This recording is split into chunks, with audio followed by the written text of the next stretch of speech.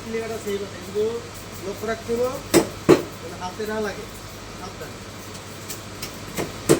যাতা দিয়ে গাছটার মধ্যে এর মধ্যে গাছটা দিয়ে আছে মধ্যে যে গাছ আছে গাছ এই গাড়ির মধ্যে হচ্ছে যাতা দিয়ে দইরা লাই কেমন খুব দিলে পরে এমনি সেটটা কাটে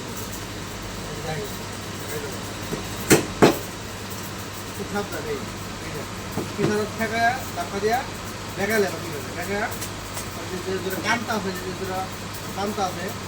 কামটার মধ্যে দিবা ছুরিটা